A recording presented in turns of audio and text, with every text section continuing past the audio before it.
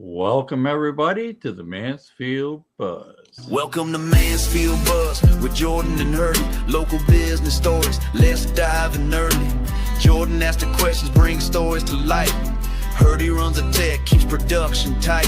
Build trust in a town, discover and explore hidden gems and stores you never heard before. Community connection, that's what we're about. Tune in, join us, see what Mansfield's all about.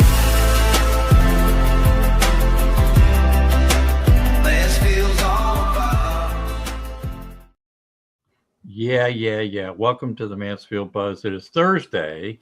It is 2 p.m. and we're on every Thursday. We want to welcome everybody to the Mansfield Buzz. I'll put that up down there at the bottom. And to let you know, every quarter, Jordan and Hurdie like to catch everybody in the state of the art of the Mansfield Buzz and talk a little bit about the future of the Buzz. And I think Jordan bought a website yesterday, if I'm not mistaken. He can talk about all his grandiose plans for that because he got pretty excited sitting at the table yesterday talking about it. So I'm pretty sure he's going to talk about that today too. And we just want to let you know this is how our names, because we're both unique. You got Jordan, everybody pronounces it Hough, and it's Hough. And then everybody looks at that and goes, what's that? Hurdie. Hurdie Burk. So Hurdie, is that your last name? Yeah, exactly. Where'd you get that name? Is that a nickname? Yeah. So you know what's funny? Today, I was with somebody who should remain nameless, who took probably 8 attempts at spelling your name. Oh, really? From Hurdty to Hurdy to Herdy. I've seen them all, right? Yeah. Believe me. But that's really cool. So, guys, if you're checking in with us today, we're going to have some fun. Because Jordan and I are going to catch you up a little bit on the Mansfield Buzz, but also we're going to talk some AI stuff today. Because a lot of people have been asking me, and I know especially you too, Jordan, and even, Sasha is a friend of ours. People have been really driving us crazy about AI stuff. And I was with the client this morning, which I can't wait till we talk about it. But in the meantime, if you happen to be watching on YouTube, and you should be, do me a favor. Let 5 friends know we're at Mansfield TX Buzz. Have them go subscribe. But better than that, there's a little thumbs up. If you hit that like button, it helps with the algorithm on YouTube. Everybody says that. I'm thinking it's true. So hit that. And while we're just a small show in the local area, it still doesn't hurt for us to have you do that. Also, we are booked, Jordan, all the way through September. I have 2 slots left in September. Yes. That's awesome. That's it. I mean, I'm really actually starting to think into October now. Yeah. With clients. So if you want to be to think about the Halloween special. Oh yeah. And the Halloween special will be something because I have already kind of talked to some of the people about, we already got a comment. So, hey, there's Sasha right there. Sasha says, hello, gents. Hello, back at you, Sasha. Welcome. And you'll be doing some input on this. I'm pretty sure he'll have some input for us and comments today, which I'm looking forward to, So yeah, Sasha, stick with the show. I love to do taking some questions. Because he's a real true expert on this too, and I definitely want him to chime in a little bit. So anyhow, welcome. If you want to be on the show, you can Hurdie at hurdieburk.com. That's my one of my business emails. I say one of them. This is the one that's kind of masked that everything comes to one place, but this is where you need to type Mansfield Buzz. I want to be a guest on the show, and then we'll jump you in. All right. So Jordan, I think I've covered pretty much everything. All right, so I'm going to start this with the first thing that I need to tell people, okay? Because this is burning in my soul, all right? And that is, I had a couple people, I'm not going to name them. Well, I could, but I won't. And here comes another chat first. Hang on. We got to respect our chatters. Okay, he got a smile from him. Okay, cool. We have to understand. I guess I need to explain how this really works and how more of the people we interview is going to drive traffic to this channel more than we are. All right. we have the potential to do it, but the show is set up so we charge right now $75 to be on the show. Really? Okay, let me repeat that. $75, you get to be on an hour. You get to supply the questions that you want us to ask you about your business, right? When the show's over, I give you a link to the live. So it's on demand. It's straight exactly as people saw it. It's all the comments, all the titles. And then I create one short to attach to that for the channel. Jordan follows up behind it with a $300 package to give you 10 super professional shorts from that show that you guys can go out and share any place you want. TikTok, Reels, YouTube. So for $375, if you choose to take Jordan's package, and you should because they're very good, that's all. Thank you. That's all. Jordan, that's it. $375. I think that is probably the cheapest way to get content it's anywhere in the area. And because we make a living, doing our jobs and doing our businesses, this really kind of started as, for me, when I approached Jordan, as a gap filler for not getting enough long-term information about the Mansfield business. And so, we're not sitting here concerned about, oh, we got to get monetized on YouTube, or, oh my God, we got to get the certain amount. Although I like to see people subscribe. We're at 179 subscribers without any marketing at all. None. Zero, nada, except the post that our live shows are coming up. We average about 1.4 to 2.7 thousand views per 28 days and anywhere between 35 and 50 hours of watch time. Okay, not bad for a local YouTube channel. So actually, the next person, we're considered hyper-localized media. We're extremely hyper-localized. We can prove it. Look at the numbers. So the other key to this is that I want businesses to know, once we do this and give it to you, why would you not want to share your infomercial to your social media? Just a question. In today's age of nothing but video and lots of video and messaging, why not take something that's personalized and has a conversational tone to it, which is exactly what Google likes, right, Jordan? Yes, sir. And put it out there.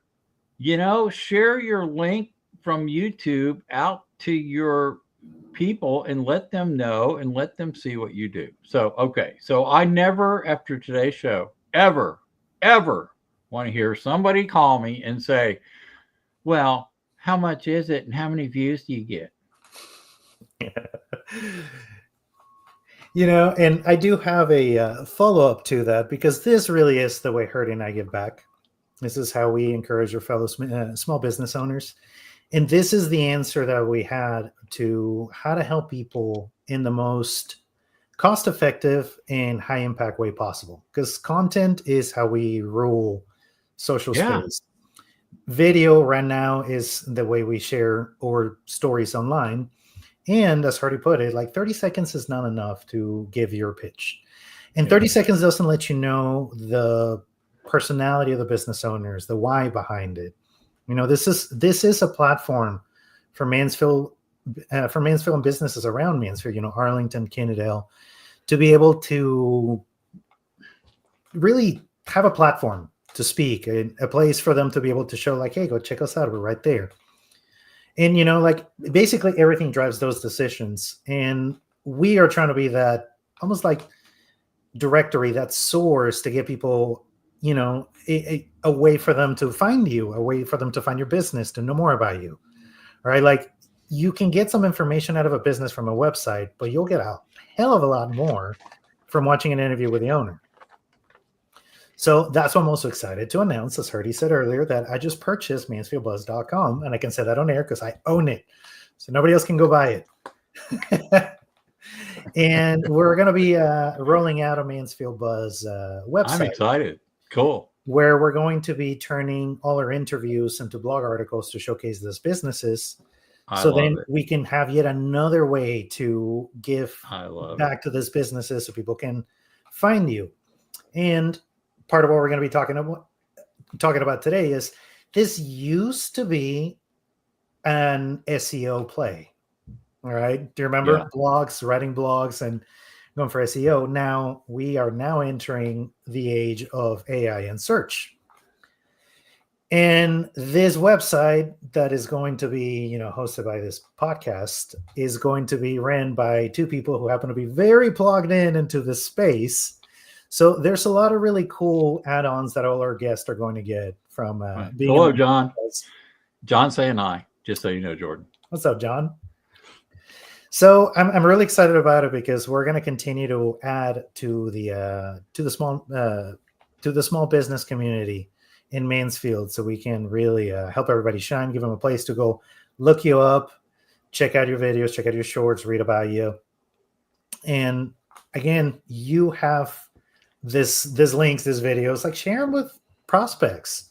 Anybody wants to get an idea of who you are, I encourage you to send them that and be like, hey, if you're thinking about it, it's like, here's an interview, we'll give you an idea of, put it on your website. Copy get your webmaster to copy the code and iframe it and put it up as a standalone. We don't care. That's the beauty of what we do. Jordan and I are not sitting here worried about if you share our video. Jordan, are we worried about that? Do we care? No, not at all. No, we want you to succeed. We are, we would like to have credit for it, but there's occasionally a short comes out. You want to create it. We don't care. We figure that the more people share our stuff and create stuff off of it, the more we're going to get attention. And that's what it's all about. So, we're not going to be sticklers like you see on some of these other podcasts. We just enjoy it. The other thing I wanted to say, Jordan, about your comment is that I love when ideas come around to build something. And, it never happens overnight. It happens over a period of time. And the fact that you went out and bought the MansfieldBuzz.com, and we're going to take video content and convert it to blogs, which this is the first time I've heard this. So I'm thinking personalization and conversation is what I'm hearing you say, right? Because that's awesome. The fact that that's just really smart. I mean, it just makes sense to why not have a script up for everything we've done. Oh my, yeah, and whatever else we come up with.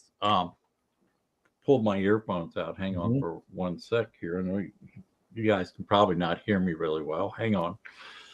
So I hit my elbow, hit my wire, boom, they're ripped out of my ears. But anyhow,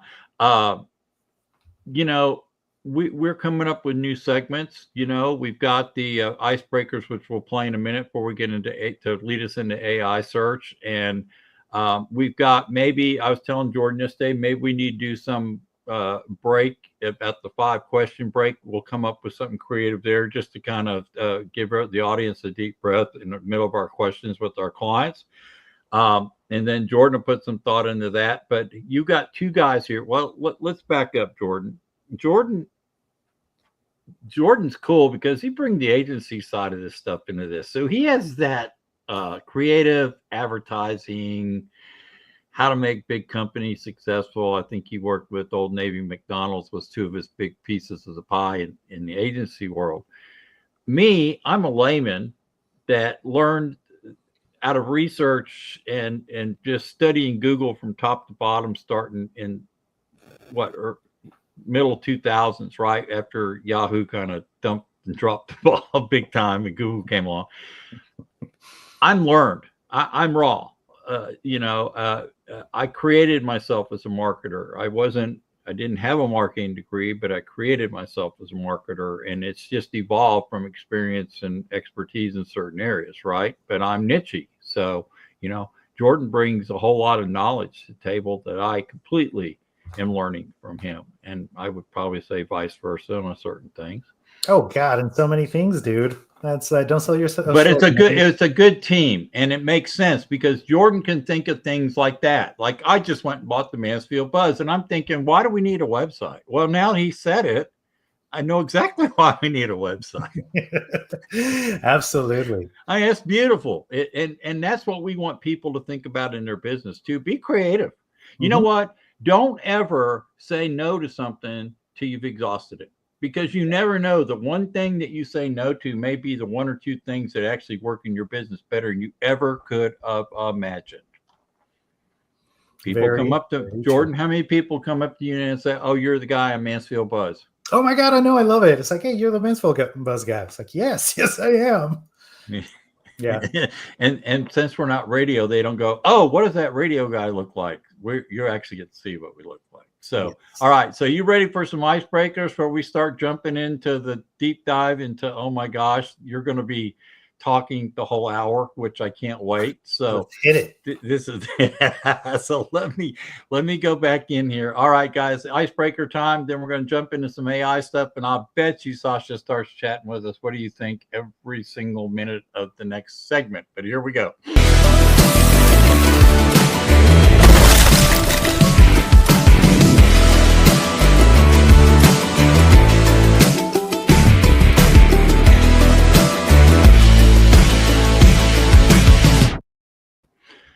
All right, so we're in icebreaker section. Jordan, I can't think anything, that people don't know about us that we haven't told them in 63 shows, so maybe we don't need to go into, well, I also have scuba diving license and I drive airplanes, and no, I don't do any of that at all. But, we are going to talk about, and Jordan, the best way to handle this, and we kind of pre-show talked about this, is maybe ask each other questions, because I think it's easier to lead into something. So let's talk about AI and search. And I'll start with you, because you have some really strong thoughts on this. So we're going to start, guys, with AI and search. What does that mean? What are we talking about? Search what? Well, we're getting ready to tell you. All right, yes. Jordan. So I didn't put that as like a specific question. So why don't you? How do you want to handle it? How do you want to handle it? Yeah. So let's dive into it, and I'll give you my my hot take on it. But I think search is dead. And people say, no, it's not dead. And I love it that the people that say that have an SEO company. Okay, sir, I'm going to disagree that search is dead. Okay, but maybe it's going to be different. Yeah. Is that fair to say? Because people are still going to search for things on you're AI right. platforms, but it is going to be totally what you don't think it is. Does that make sense? I think search is not dead in the way that a zombie is not dead. Stop it. It's this like shape that is missing a few chunks. Maybe some organs aren't working anymore. The brain's definitely out. And it's just sort of like just making noise and just moving its way through. Like it's still moving. Yeah, it is. So I'll go ahead and back up my claim. Yeah, please. We used to Google search for answers, right? We have the term Google it. The term Google it means look it up online. Yeah. I want to ask people now, when you need to Google something, when you need to learn something and look it up online, what do you use? Are you going to Google and asking questions, or are you going to ChatGPT and asking questions? When you're trying to find a way, like looking for a product and you are bombarded with a ton of advertising, right? Like running shoes, and all you get is just ads and ads and ads and ads that you get on search. Or do you go to ChatGPT or another LLM language, large language model, which is basically ChatGPT, Claude, Gemini, and do you ask them a question like, what are the best running shoes out there? And then they'll typically ask you what price range is, like, oh, I don't know, maybe the $200 or $300 range. Okay, and then we'll give you some information back. We trust that a lot more than looking it up at Google and knowing that results we're going to get back is whoever paid the most money for SEO or ad placement. We're not going to the websites to look for the information anymore. We're not even using this like Google search bar. Darn. things. We're using AI to find those places. So search engine optimization is now where we're heading. Figuring out how do you get ChatGPT to recommend you? Like, hey, I think they're calling it AEO now, right? AEO, I think. Yeah, like AI optimization. yeah, it's That's got a new fancy acronym. GEO. But so yeah, I mean, I think your traditional SEO is just. I mean, I don't know. I'm pretty sure the yellow pages still exist, right? Like they still have those booklets that you can find places. Fire starters. You know, Fire starters. so you know, I mean, they have those booklets still. They're in the Wayback Machine. Yeah, on Google. SEO is now the yellow pages. All right, so can I throw my 2 cents in now behind you? Go for it, because you probably have. All right, so let's think back about how Google search works, right? And all search engines, matter of fact, because they all kind of copied each other. Mm-hmm. And Sasha is going to throw something in here, right? And it's going to shift into keyword. That's perfect that you put this up, Sasha, because I'm going to comment on that right now. So let's say that you sold shoes and you went to Google and said, I want to run a pay-per-click program on shoes. And so Google goes, great, let's look up today what shoes is going for on the market for bid. So I'm going to give you a prime example. I called my person at Google that was assigned to me on my MCC account. And I said, hey, I need to know what today's rate is for the keyword plumbing. And they would tell me. I go back to my client, my client center, call my client, say, hey, your bid's around 20. Today, plumbing is high. It's around $60 today for you to compete. And that's because some of the big box companies are tying up the word. And so high keywords ended up being low value return. Make sense? Mm-hmm. Nowadays, with AI, generative fan outs and conversational questions and answers, right? Lower keywords, but higher return because you're querying for specifics. Does that make sense? So a company that's doing plumbing could do short videos on top 10 questions they get asked. They could go in and do writings. They could go in and show testimonials, stories like you were talking about, right, Jordan? And then these summaries get put into the AI search. And if you want to test out search a little bit, just go to AI mode on Google and type in, test it out and type in a search for red running shoes for flat feet and see what comes up. That is that is not necessarily a high keyword, but it's going to bring about big results because it's very specific. Whereas in the past, you had to buy the high-end keywords to be competitive. Mm-hmm. Right. And so you were buying a high keyword, but you were getting a low rate of return. So now they're switching from that. And that's what you just said. So in the traditional sense of stacking your website with, I need every keyword, every phrase. Let's see. Okay, this one up here needs to go here. This one. Yeah. And I need a lot of links. I need to put backlinks to all this stuff. Yeah. Done. Yeah, absolutely. And here, Sasha has a good comment about that. Yes, need to showcase your thought leadership in your space. AI will surface expertise over fluff. And now I wanted to touch upon that because that and question based. We sometimes focus too much on the answers and not enough on the questions. And as exactly. As podcast host and just in general, I think professional talkers, we know that the questions are really the ones that drive the conversation. Right. And it's actually harder. I don't think if you haven't played the question game, I don't think you realize how difficult it is to come up with a good question. And this really is about stepping into your customer's shoes and embody your customer and ask their questions. So are you saying, Jordan, that when we post stuff and start thinking about how our business be run online, we need to think in terms of how the customer thinks, not what we think they need? Yes, yes. And that is a difficult shift because when you do keyword base, like SEO, traditional SEO, we're going off a keyword. So we're focusing on what we want to supply. Yes. Now we have shifted it to what do they need? What questions do they have?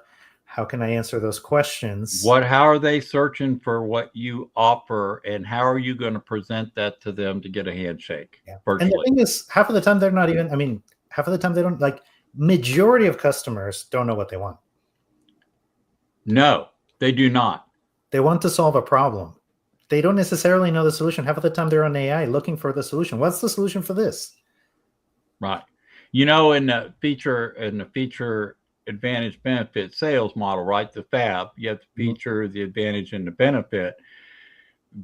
Everybody's out there talking about their features, but they're not talking about what the pain that they're solving with the benefit. So I've often told people, when you center in on the benefit rather than just it has this red button, this green button, you push it here, it works great. That's a feature. I want to know what problem it solves. What are you doing for my business? How is this going to help me? So I think that's the road you were going down, right? Absolutely. Okay. Absolutely. And then here I wanted to call up John's comment because this further drives the stake into the heart of SEO. I've noticed when I search for anything lately, Google gives me an AI summary before it gives me listing of articles and or brands associated with my search terms. Correct.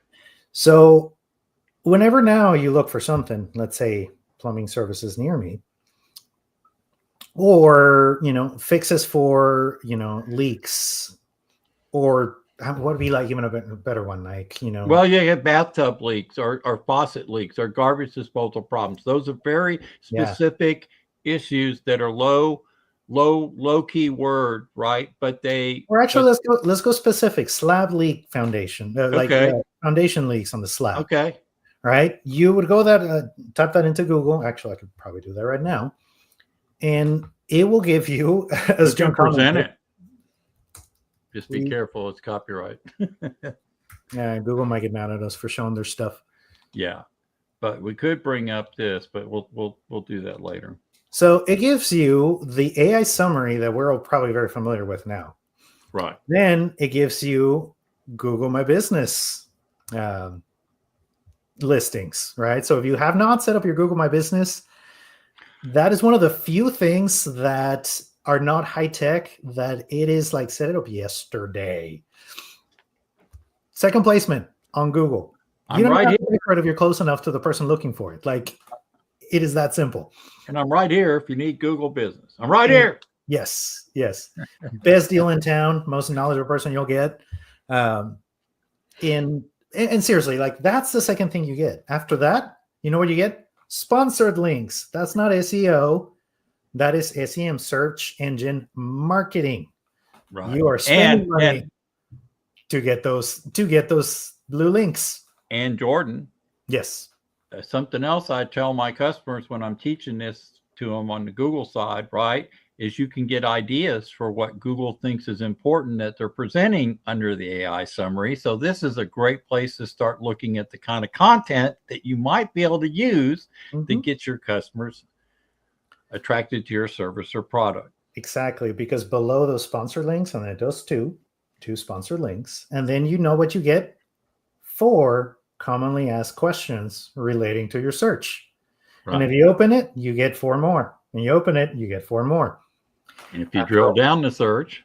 And after all of that, which, if you are old enough to remember newspapers, that is what we call below the fold, meaning below everything that loads, you actually have to scroll down. Then guess what you get? Number 1 placement on SEO. That is a great $1,500 to $2,500 a month you're spending to be below. More than that, probably. Yeah, you're right. I mean, it's not cheap. Yeah. Old search as I call it now, old Google search, even though it's still there, right, is if you're going to be substantially in that, if you're selling a product or a widget, right, and it's competitive, you're spending a lot of money. Yeah. Yeah. And is it worth your return? Are you even going to be top of mind? Because you are literally below the fold. Yeah. You know, it's you're handing your money to a zombie.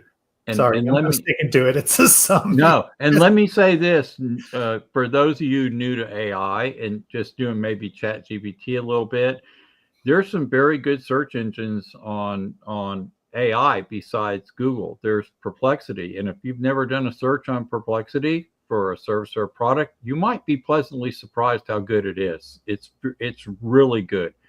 You also have Copilot. So those of you that think I only care about Google, I'm always been telling my businesses when I meet with them, go build your Bing profile, your business profile on Bing, because there's a lot of people that use search in that AI. Mm-hmm. And you've got ChatGPT, and God knows how many more are going to show up down the road. Perplexity is fun. Perplexity is the brainchild of ChatGPT and Google search. Right. Put them together and they're merged together. Right. Yeah. Right. All right. Now, Jordan, let's go down the dark road here for a minute, okay? And talk about some of the conversation right now that's going on the web. Mm-hmm. As you know, when Google, and I'm just going to use them as a reference, other companies too. So when they provide an AI overview, it's because they've scraped information from the whole internet, right? And they're presenting their best answer to your search question based, and they're calling it a generative AI overview, right? Or an overview. However, there are now folks going, I'm a publisher and they're using my stuff. Okay. And I'm not getting paid for it. They're just mentioning my name.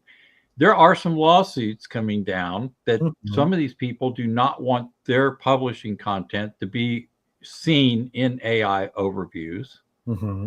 And there's even some search engine, I understand, coming out that are going to eliminate with are setting up trying to pay publishers if they use their content. So get ready for some fun battles to see how this all shakes out. But just to be honest with you, we want to talk from both sides here. Okay. Yeah.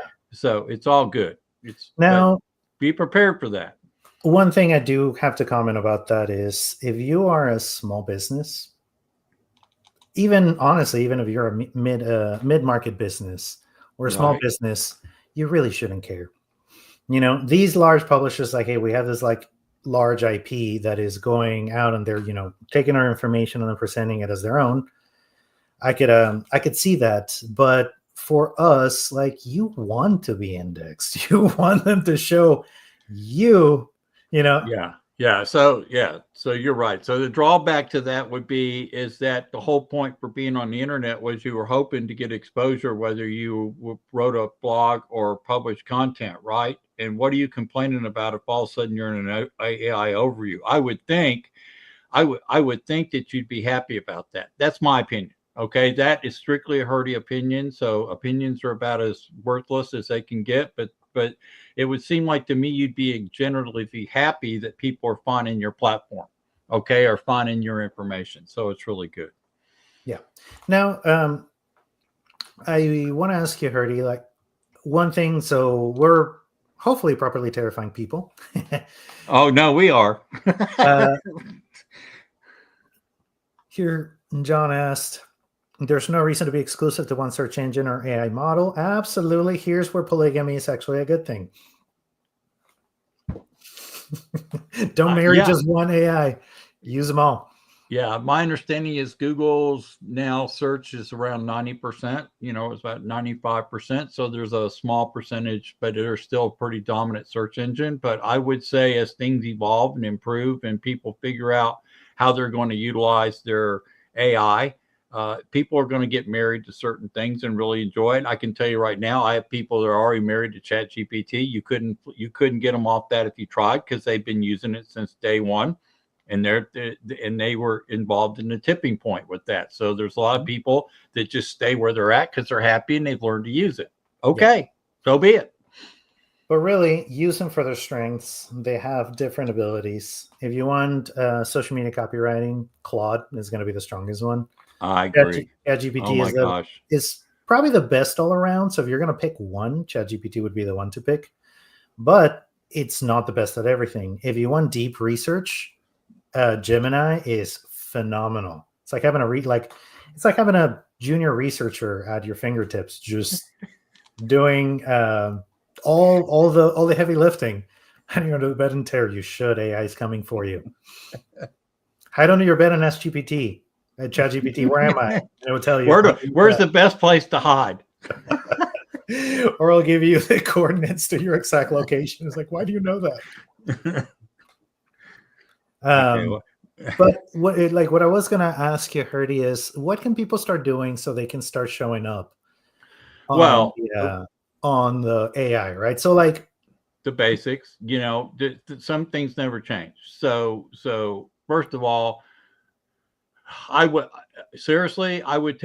have somebody, you or Ron or somebody in our circle, let's start with your website, get it audited and see where you could possibly improve that, because the click-through rate's zero. I mean, let's face it, AI overviews and showing Google profiles and people's business listings is kind of like what's happening, right? So if people get their information, then they're more than likely not to click through to a website because they got their answer, right? However, with that said, that doesn't stop you from promoting your site. And if you push it out there to the public, right, and it's set up where it's got a lot of conversation and personalization to it, it's probably going to do very well. So step number one, get a basic audit or on your website. It's not expensive. There's probably even AI prompts out there where you could go in and ask it to do an audit and at least get some answers to what needs to be improved. Because if your website's stacked with keywords today and just long tail search phrases, spam, whatever you want to call it, right, you're not going to do very well. I'm just going to tell you right now. Google has a formula called EAT. You can write it down. It's not a secret. And they rely on content to be expert, experience, authority, and trustworthiness. And on top of that, if you put that as the helicopter view, underneath that should be personalization and customization. That's the buzzwords. Yeah. However you want to fill that in. I want to translate that into layman terms because okay. Yeah, I tend to be technical. You just dropped but you dropped the mother load right there. So I want to make sure people understand what you're saying. Good. Thank you. Before, people used to just, like you said, stack keywords, meaning like you're writing an article that has a lot of keywords like, plumbing, right? Or for example, with Mansfield Buzz coming out, mansfieldbuzz.com, right? And we really want to feature Mansfield businesses. So there would be before the play would be to dominate every single Mansfield business type. So throughout the website, Mansfield Plumbing, Mansfield Construction, Mansfield Roofing, Mansfield media, like Mansfield everything, and then just keyword stacking all our articles everywhere. So every time somebody looks for a Mansfield business type, Mansfield Dock Training, the Mansfield Buzz would rank up on that search engine because it was keyword based. That is the old DOM model ran by a zombie, right? No brain. Organs are not working very well. Now we have an actual brain behind the searches. This is what AI does. So what Hurdie is saying is like, now we have to show that expertise answering those questions. So instead of keyword stacking, now you can actually, honestly, I think it's easier. Now you can actually start answering some questions. If you're going to create content, which I think we're seeing the return of the blog, right? Like blogs have been kind of on the back burner. Writing's huge. Writing's huge now. All of a sudden, authorship is back. That's what they called it in the old days. Let me follow up real quick before I lose this thought. Mm-hmm. I always wondered why, when Google built their new Google Business Profile after Google My Business, right? They changed it to Google Business Profile. They made it more interactive. They're always thinking ahead and they don't tell you. They just do things and you go, why are they doing this? So Why would Google possibly make their Google business profiles interactive? Why would they let me post an image? And why would they let me post a paragraph or a description? And then why would they let me link that to a particular place on my website? Oh, that's right, because we're going to be scraping the web for information about your business. And the more you post, the more we're going to be able to present you and see what you do. So again, simple things. Nothing, everybody, Jordan, if I'm wrong about this, slap me. It's not difficult if you know what you're doing. It's not difficult if you think in terms of your customer, how they look for you, right? That the difficulty is, yes, maybe getting the content organized and ready to go. But simple things like the Google business profile being fully optimized, getting some short video clips on YouTube, TikTok, and on Instagram, and on places where different people use different platforms, and getting everything connected so that it becomes part of the overall picture of who you are. And make it personal. And that's what you were saying about the writing. You know, for years I wrote a blog. I started writing a blog in 2011. I quit in 2018 when they canceled the freaking authorship. They took your picture away. And I went, why am I writing this if they're not going to do anything with it? Mm-hmm. Now they want it. Yeah. Yeah. And now writing is now like democratized, because now everybody has access to writing.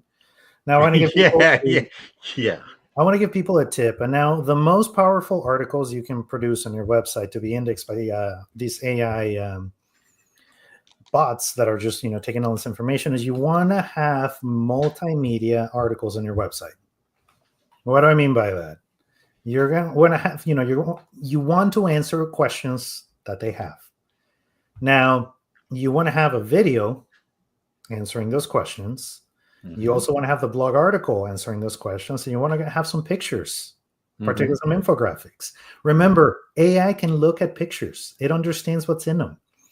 It's not just the copy. It's not just that it's just reading the copy there. It's going to look at the video and read the video transcript. Ideally is from a YouTube embedded video, so it can access the transcript directly.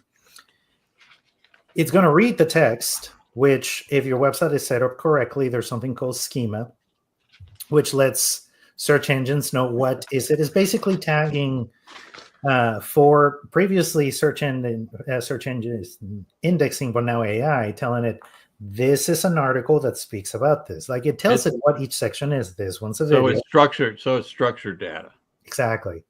But you'll have your blog article on it, and then you're going to have some infographics or some pictures, that show. So you're not just telling, you're also showing.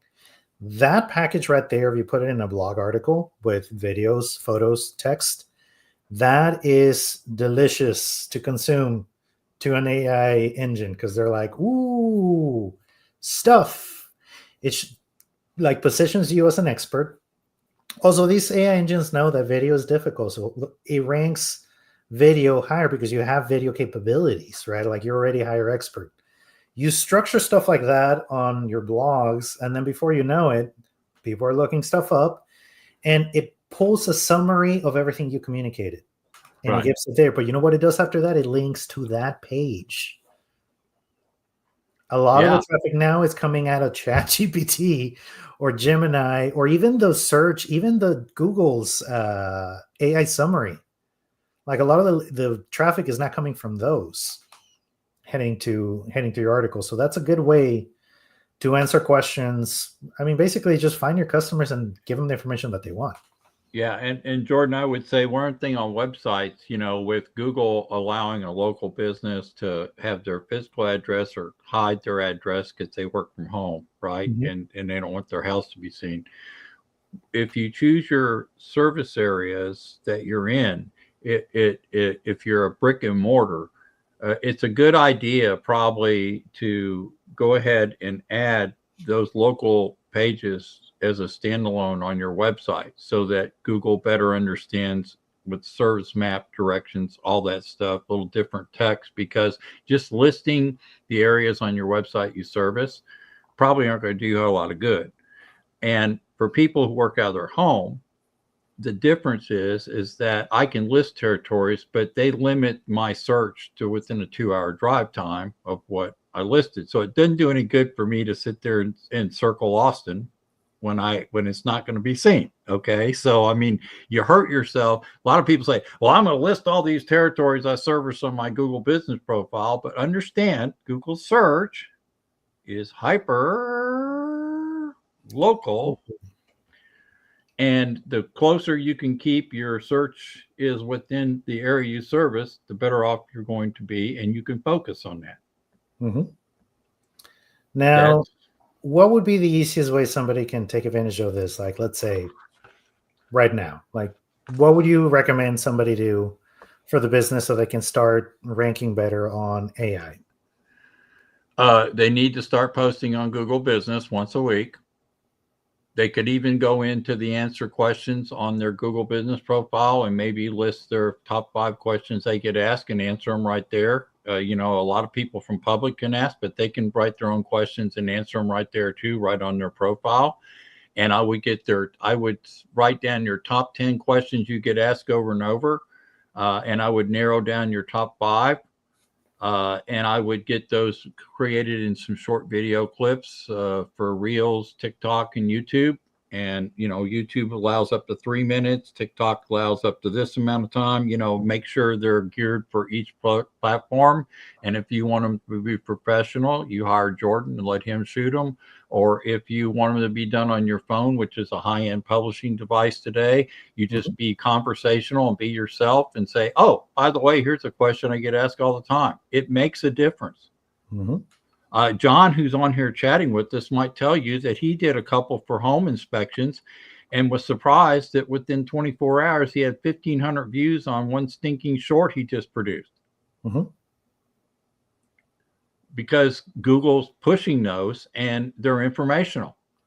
People love it. So that's what I would recommend they do. Get started. Now I'm in the Google part of it. You have to realize that Google's like the second largest social media platform, but Facebook's still dominant with the amount of users. So you can't forget about the Facebook side of things, and you can't forget about the other platforms that might, like Pinterest. Some of you people sell arts and crafts might be better off publishing on Pinterest than you are on these. So it depends on what your need is, but you can never fail by answering questions, and you can never fail by publishing.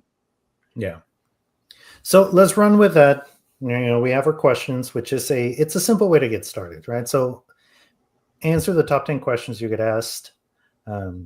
Think of it from your customer's point of view. That's always key. Right. How would they search for you? How would they look for you? Yeah. And think about it that way. Side note also on video, if you're going to use use the music your customers like, not the music you like. And make sure it's not copyright and buy it. Suno, SUNO.ai. Yep. You can make, it's $10 a month. You can create AI music that sounds excellent. And if you have the paid account, you own the rights to that song. That's, that's another breakthrough. But what I was going to tell people is, think of those questions. If you don't know those questions, then, because you might be pretty early on in your business journey, get on ChatGPT or get on Gemini, get on Grok. Grok is free. And it's based off of Twitter data. So you have a lot of real customer information there, real people. And just ask, what are the top most common questions or the most sought after questions in and input your industry? Have that have that set up, have that be your question, and it will give you those 10 questions. Pick one question and answer it. Now, if you're not a writer, not a problem. All phones now have these things called, an iPhone is voice memo. I don't know what it's on Android, but I know you have a comparable one. And what it does is it takes notes. So you're going to hit record, and you're going to answer the question, and you're going to record it. You can even walk around if that makes you feel better, whatever you need, just answer the question, right? How can I get a better engagement on social media? Well, you need to create relevant content to the people that you're speaking so you can understand your audience, and then give them value with your content. Don't just do an ad. Give something of value to them. Don't ask for anything in return. Just give, right? That's the best way to start growing. Just educate the heck out of it. Right. So that would be my answer. You stop the recording, and now all phones do this now, by the way. Hit the settings. I mean, this is an iPhone, so this will tell you how it works on iPhone, but Android does the same thing. Android is actually a little better because if there's two people talking, it will actually break both speakers. iPhone doesn't do that yet. I hope they do that soon because I pay for an entirely different service just so I can get that functionality. Then on the options that it goes, it says view transcript. It transcribed everything I just said. Take that rambling, because it is just rambling. Take that and hit copy transcript. There it goes, copy transcript. Now paste it on ChatGPT and tell it, I want to answer this question, which is the question that you had. How to get better engagement on my social media. And below is my answer. Please help me clean it up. Still using my voice and turn it into a blog article. Paste that rambling transcript in there and just send it. And it's going to return a blog article. Now take that, copy it, go to your website, go to a blog article.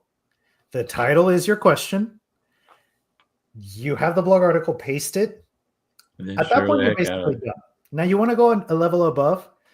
You had it on ChatGPT and it makes images. So now go like, hey, based on that blog article, can you also make me an image? And it's going to make you an image. Copy that image. A video too. Put it as the header image of your blog. Jordan, could I get a video too?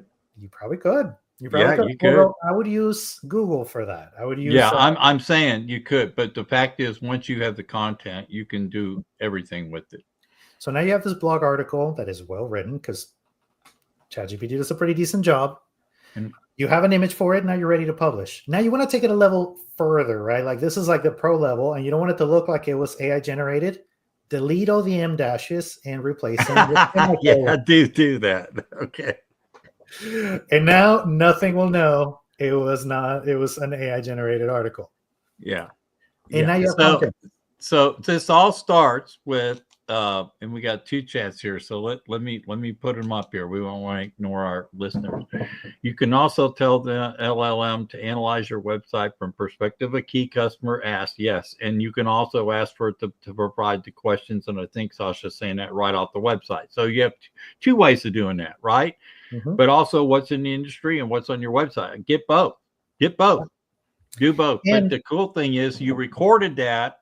What did Jordan? I want you to back up real quick. Mm-hmm. On your iPhone, what did you press to do your what is it on your iPhone you opened up? I don't have an iPhone. So what did you open up to record your question? On iPhone, it's called Voice Memo. Okay, Voice Memo. Okay, that's what I want to know. It's an app. Yeah. And if you can't find it on your phone, go here to search.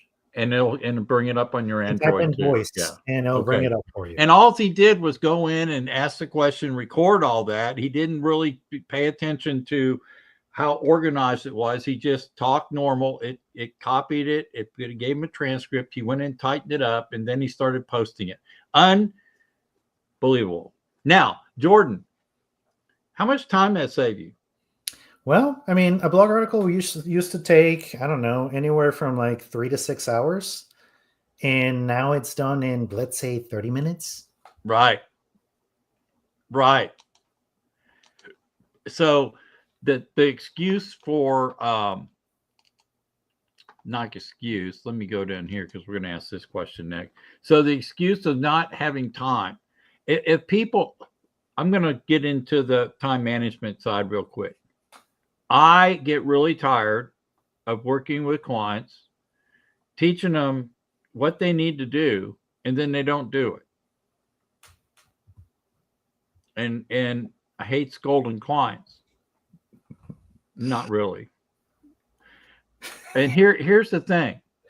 If you're a time manager of your time and you're organized, you could set aside literally an hour a week right now. And because of the tools on AI, it can save you a lot of time. You could literally create your content and start posting. Does that mean you don't need a social media manager? No, you might. It depends on how much you got going on and how many businesses or whatever you own, and you may need that. You just have to kind of make that call. But for an individual person that doesn't have the budget, just set up every Tuesday at 7 till 8. I'm going to focus strictly on producing content that my users want. Right? Mm-hmm. Yeah. It's business, right? It really comes down to it. It is part of your job. Well, how important is it? Mm-hmm. It's important. That's what I keep trying to tell people is that when we come in and educate you, we're giving away a lot of deep experience and long-term experience in between line stuff that, a newbie coming into the business is not going to have this information. They have to learn as they go. We're bringing you in between. I can tell you from experience, when I see somebody for the first time and they show me their content, I can tell you immediately what needs to change. And Jordan can too, because we've been around it long enough where we know. I had somebody tell me the other day, Jordan, you can comment on this. Sasha can too if he wants. John can too. Told me that they hired they're getting an AI website built, and was told that when they get the AI website built, that they'll start ranking in the top of all the AI search engines. That's a tall claim. Check with people who are in the know before you run down the road and buy something. Okay, get a second, third, fourth opinion, at least a second opinion, and say, is this true? And the answer to that, of course, is no, because if that was true, then we would be out of business and that person would own the world, because they would have the secrets of life, so to speak. Yeah. There's no such thing.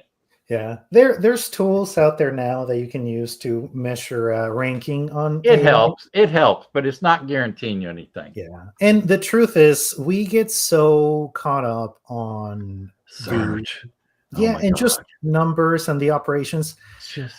I think one of the things that people need to understand is that business at the local level operates differently than business at the national and the international level. And sometimes the bigger you get as a business, the less trust you have with people, the more exposure you need. If you're a faceless, headless corporation, oh my gosh, to continue with the zombie analogy, if you're this corporation, right, you need to do a lot to bridge the trust gap. That's why you need the thousands of views, the millions of impressions, the $1 million budgets on media. That's why you need such large investments. Yeah. Because you're hitting a really large crowd and you need to attract a lot of attention to people that inherently don't trust you because you're not a person. We're used to dealing with community. We're, social people. We like to be within a society. We like to trust the people that we do business with. Yep. Numbers that we like to see and the things like ranking number 1 on Google. Oh my God, that sounds like such an exciting thing. It doesn't matter. I want to get 1 million views. We were talking about that yesterday with somebody. I know so many people have gotten million views on their videos. So what? How much money did you get out of that? It's like, oh, nothing. It didn't have anything to do with my business. It's like, but you know what? I know people that have made a ton of money off of 4 views. Right? Yeah, and I would say that I would go on to say on that end of it that I've seen people run Google ads and never get business, and I've seen people post organically and never run ads and do really well.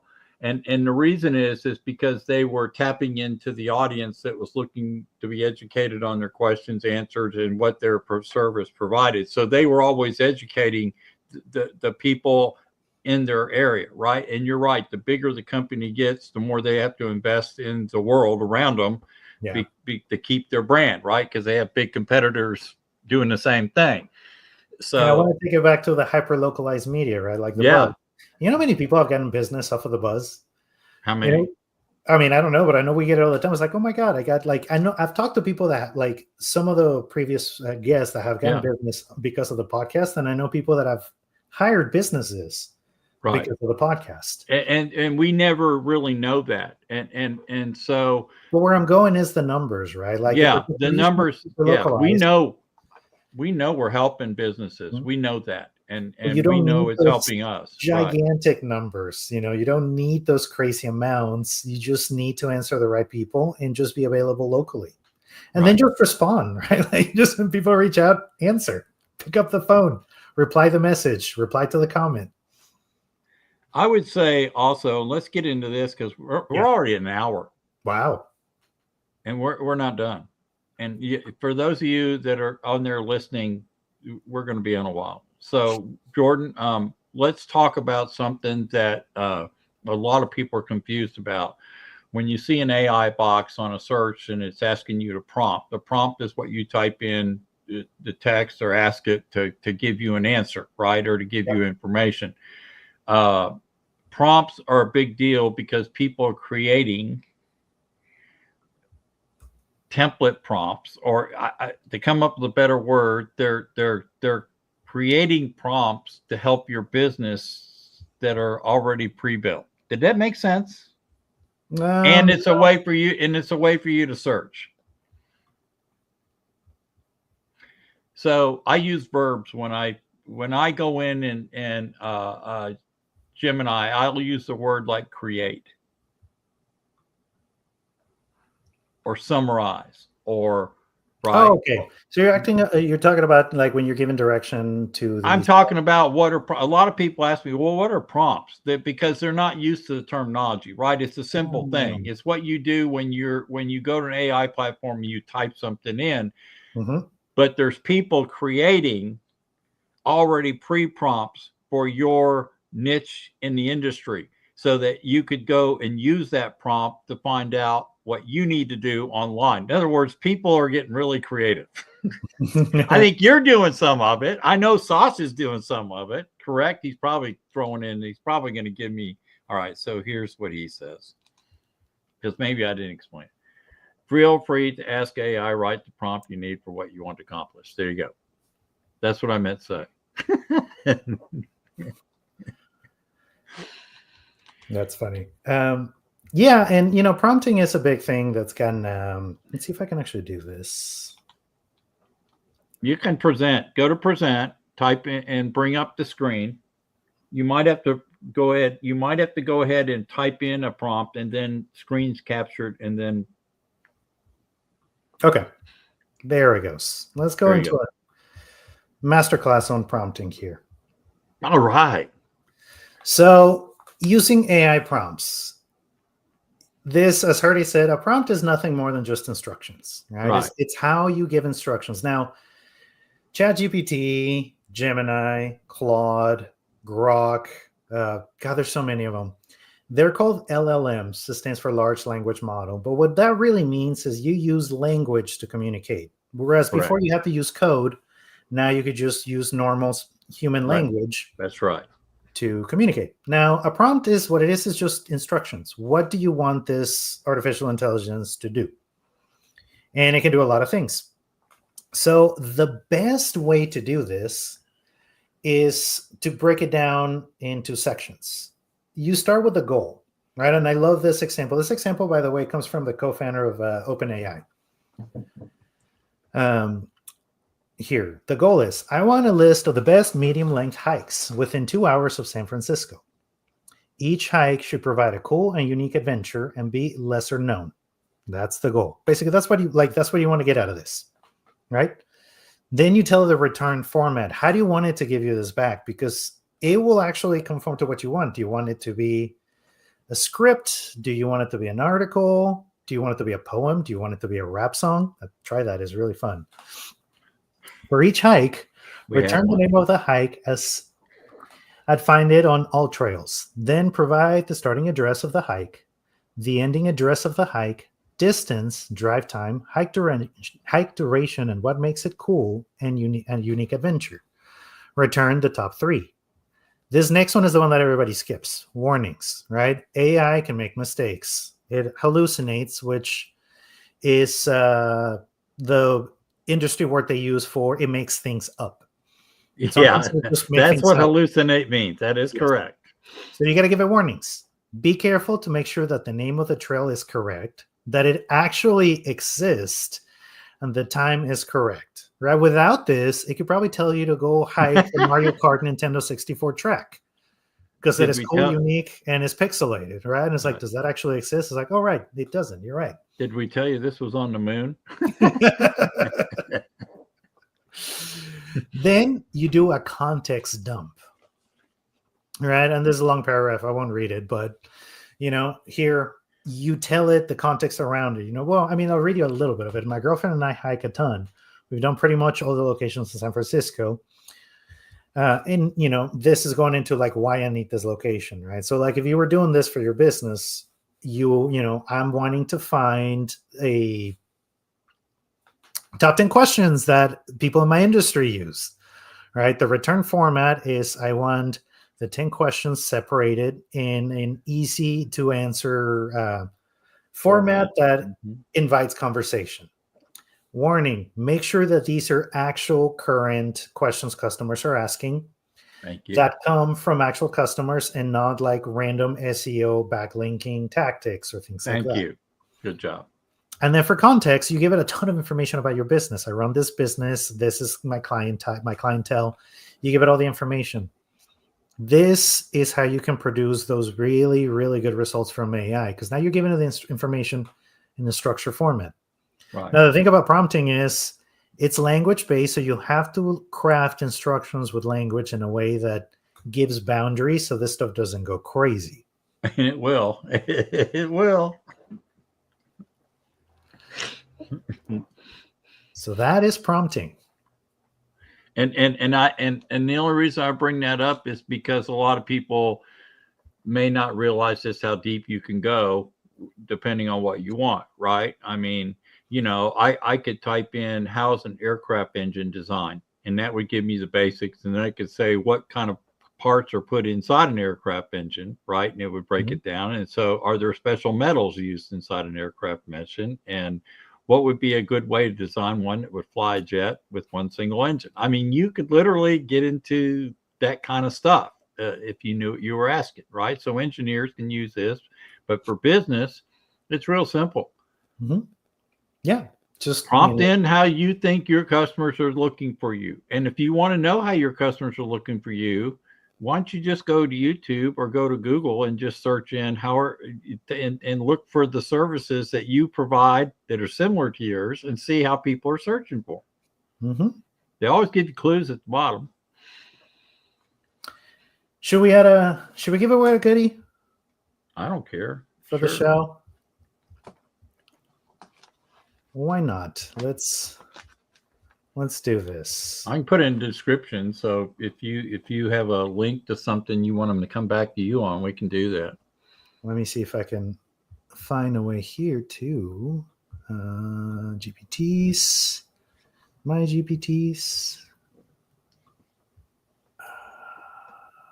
While you're doing that, because we're getting late here, there's also a bunch of AI video sites.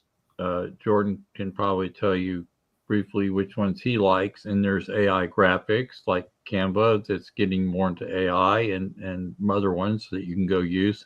There's tons of video transcription sites, Descript, Auto, you name it. AI Strategies is not necessarily an AI site, but there's plenty of search and strategies you can build from AI if you have a format for how I let it write a lot of my content for helping me understand how to write this to my end user, right? So strategy is, Jordan and I will both tell you that we always start our clients with, do you have strategy? Do you? Really? Because Okay. So, this will be a little preview. Cool. And is it okay to tease a little bit about our upcoming workshop? Yes. Okay. So Now we've given all our secrets away, let's go ahead and charge them for a workshop. Okay. No. Well, you know what, Hurdie? Give away the information, charge for the implementation. That's right. Agreed. Because we have some powerful information to share with you. Yeah. So Hurdie and I are working on an AI readiness workshop to get everybody up to speed. And really, the beauty of workshops is you get a little more hands-on time, you get some face time, you get to ask questions. Although, the chat has worked really nicely, but I know some of you are going to be watching the recording and you can't ask us questions. So we're working on a workshop to, again, just bring this technology down to everybody, especially to help the small business owners and the community. One of the things we're going to be sharing on that is a custom GPT, because we're cool and we know how to do that. But for you guys watching the show, we're going to put a link to this custom GPT in the show notes so you can access this. This is a custom GPT created to create prompts. Because believe it or not, one great thing that you could do with AI is ask it to give you prompts for AI. Turns out AI is very good at prompting AI. So this custom GPT is built to take whatever task you're trying to accomplish and break it down for you in that same format I just went over with you. And it will create a professional engineer level prompt that you can then copy paste and use it in another chat. So it can give you whatever answer you're looking for. So in here, all you have to do is like, hey, I want to find the 10 questions for my industry. And then it's going to start asking you questions to fine tune that prompt until you have your prompt ready to go.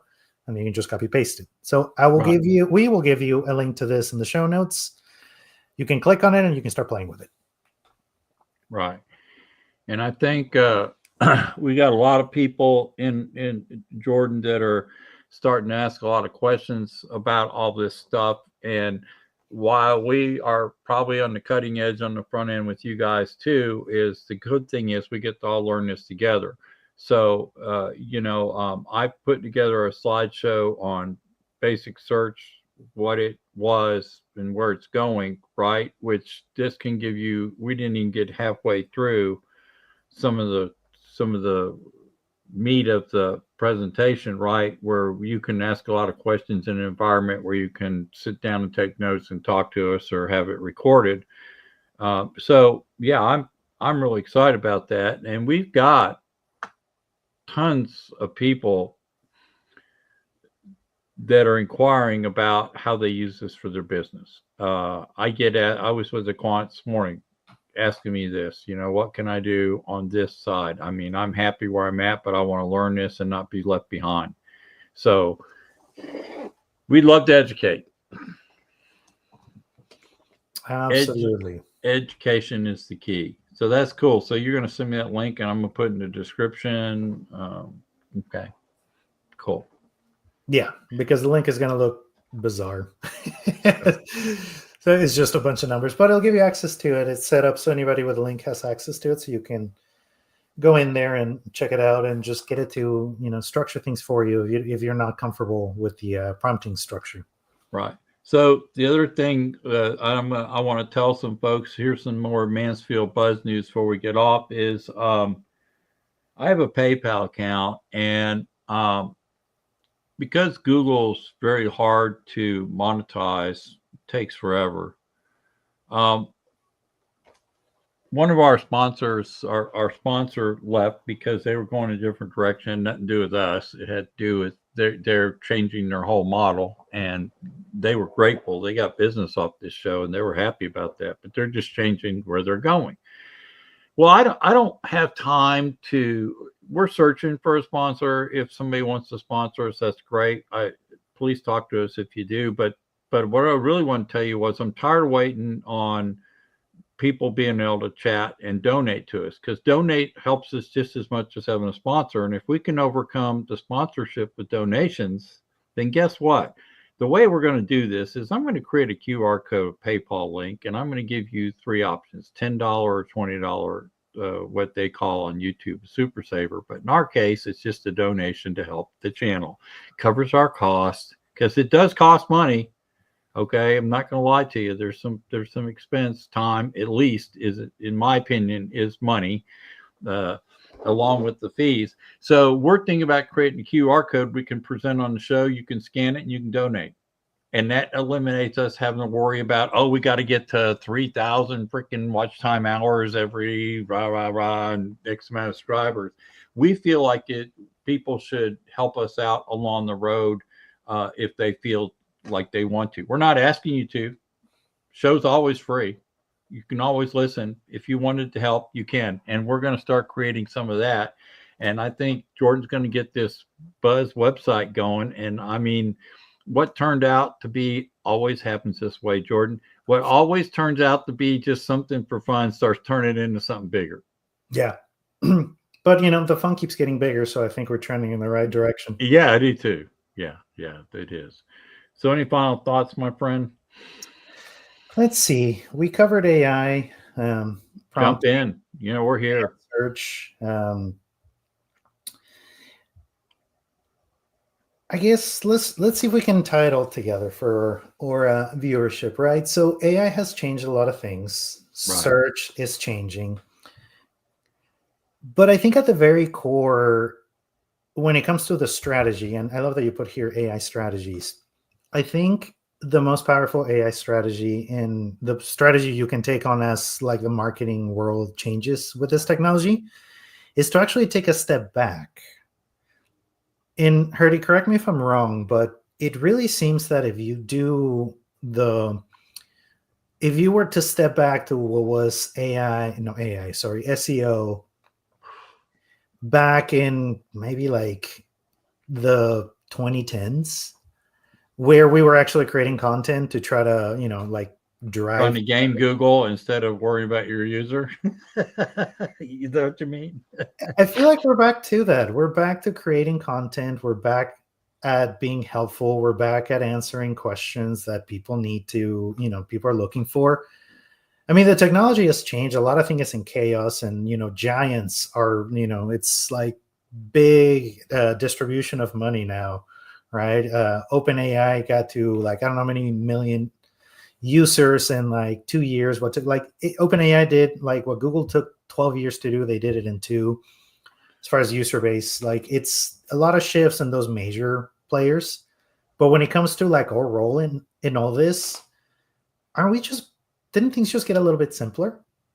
Yeah, and I would say that what screwed up search in the first place was SEO, because that's what everybody tapped into, and they started taking everybody down the dirt road. If you have to have this optimized, this keyword optimized, this, when in fact they should have been focused on their user in the first place. That's never changed. Matt Cuttis, who used to be part of Google's spam team, used to say in the early middle 2000s, or maybe 2010, 11, focus on your user, focus on your user, focus on your user, forget SEO. And everybody started made people think they had to game Google. They were always trying to beat Google.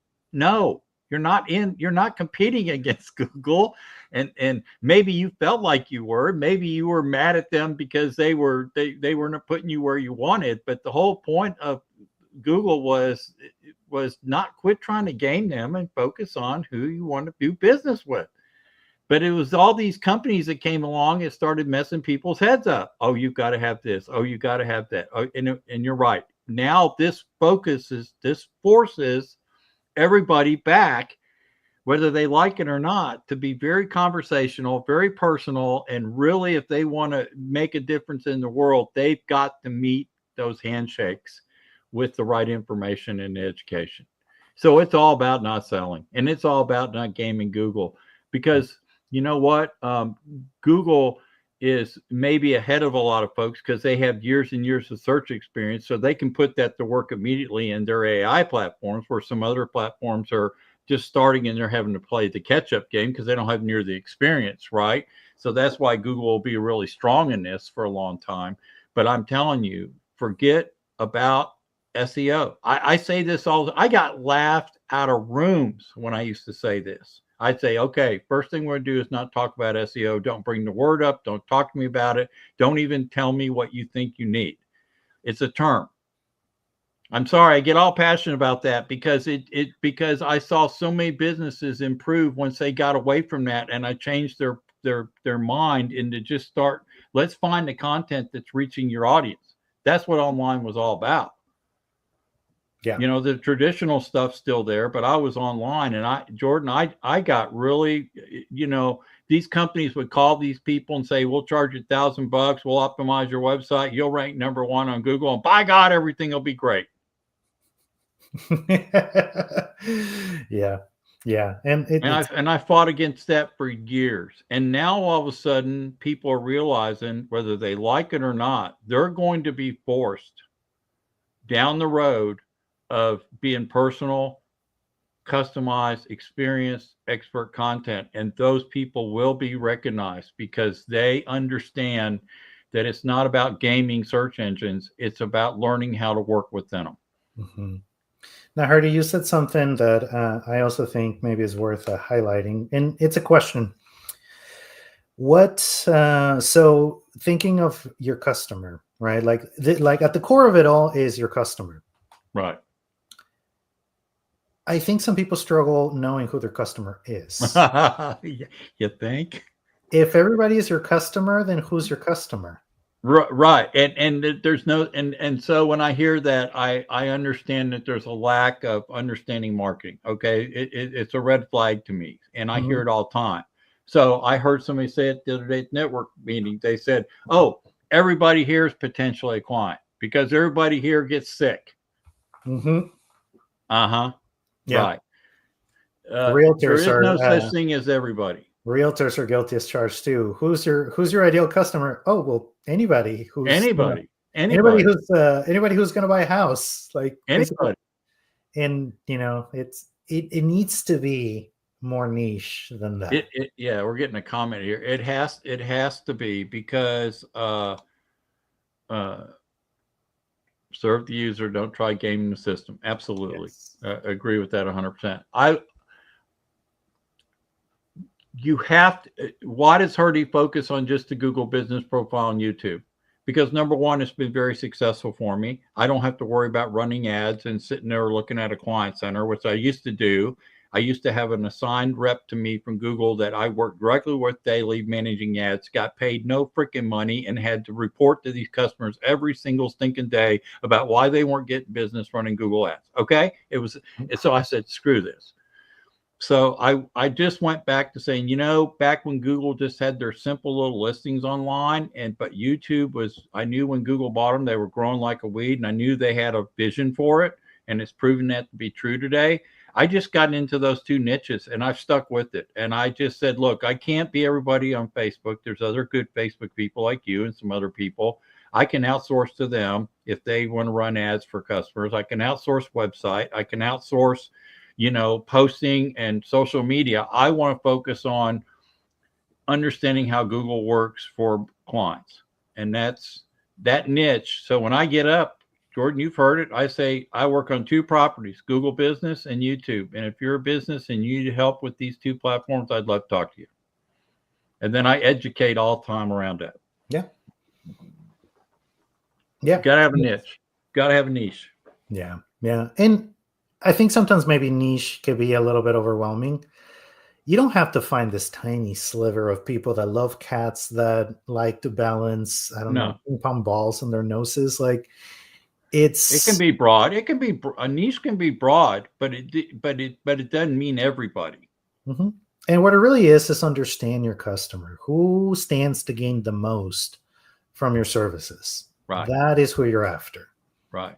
And I'm terrible. There's certain kind of clients that no matter how hard I work for them, I already know that it's not going to work. And some of those folks are really different industries that are so conceptual that it's almost impossible to get them into the fold. Right. I mean, you know, you can teach them certain things they need to do, but their audience is so small.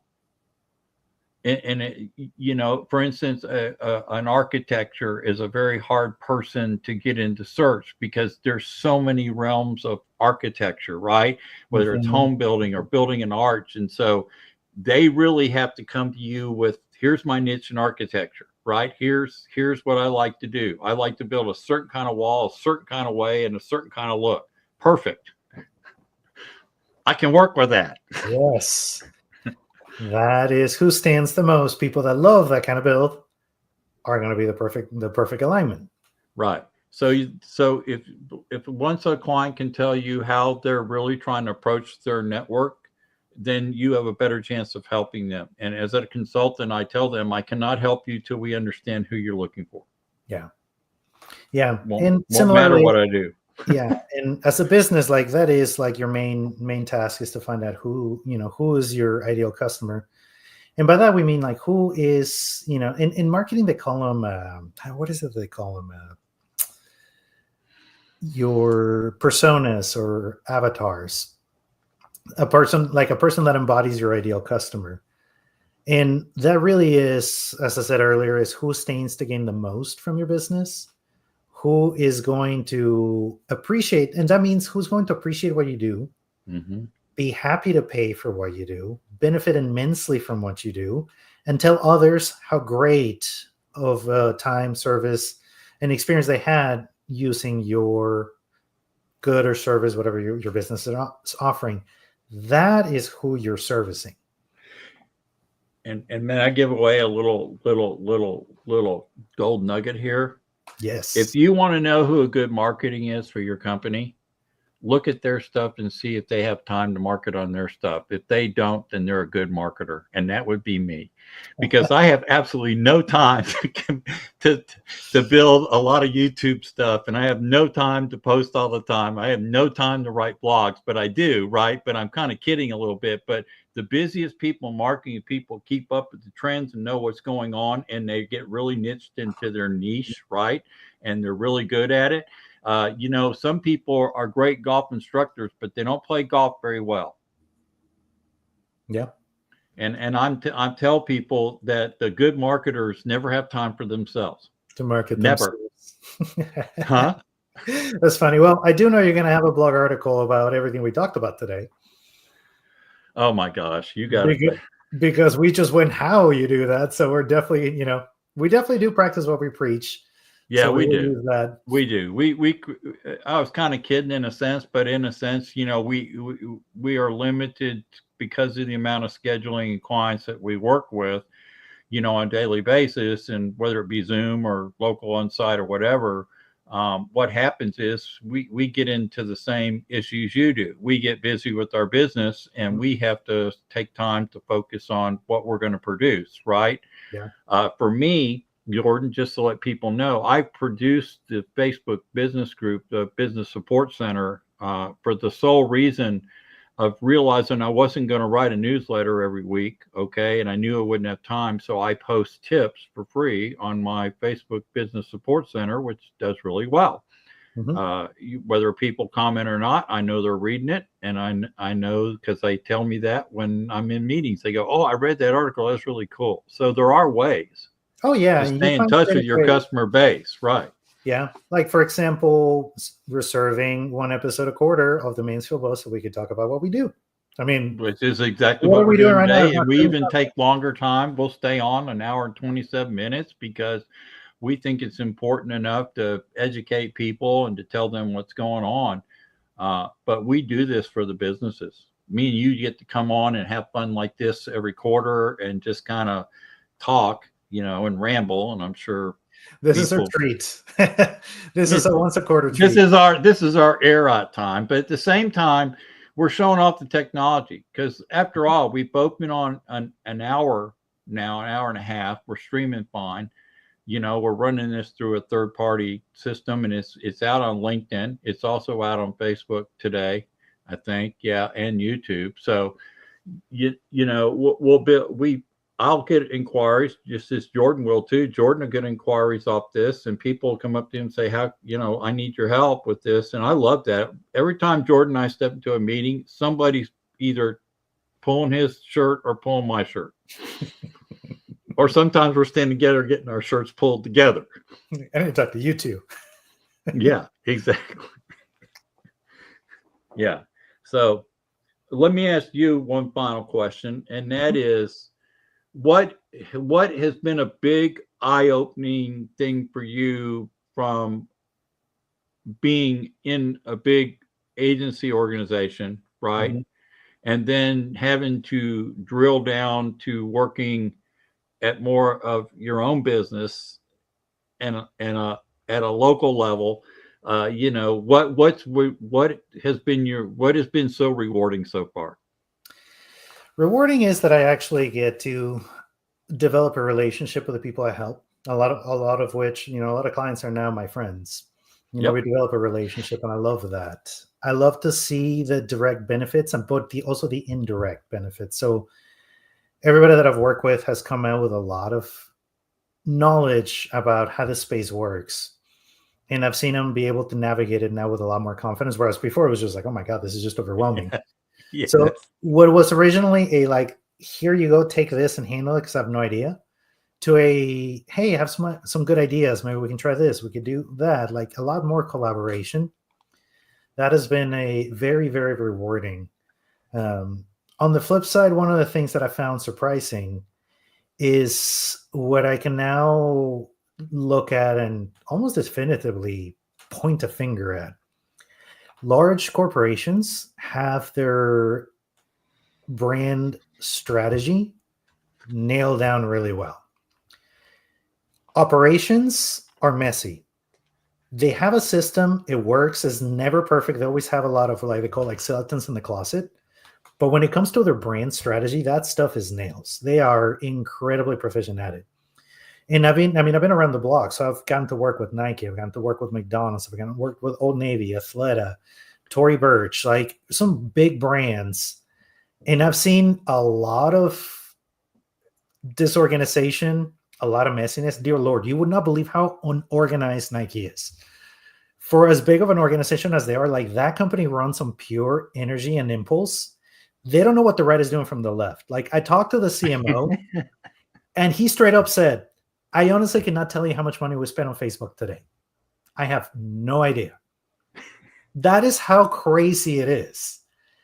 But their brand strategy is so strong that despite the disorganization, it does well. They do phenomenal. Yeah. All of those companies know exactly who they are, exactly who they serve, exactly who they talk, exactly what their values are. And the moment they deviate from that is when they go downhill. I've seen them break their brand strategy and pay the consequences. So that is the part that I've seen at the large level that I don't see at the local level. Yeah, exactly. And I think one thing I have picked up from you or noticed or observed about you is you do look like you're having a blast working with some of the businesses, and you're really engaged with them, and it's fairly obvious, and that's a good thing. That's, you like to kind of stand back. You don't ever want to compare yourself to people, but you want to make sure that your energy is similar to that. It's on your face. It's on my face. I mean, we get into our own world when we're working with clients. I mean, we enjoy it, Yeah. Oh yeah. I mean, marketing is a fun side. This is the fun part. It is. And I like the challenge. Yeah. I like being challenged. I don't always have, by the way, we don't always have the answers. Yeah. We have to sometimes dig really hard to make sure we're the person that you need to be working with, right? We may need some help on this, and obviously that's good. So cool. All right. What a lot. An hour and 33 minutes, my friend. Mm-hmm. And we could go longer, but I do have a kid to pick up. Yes, you do. So, with that said, we're getting ready to walk out of here, but let's start this. In this place.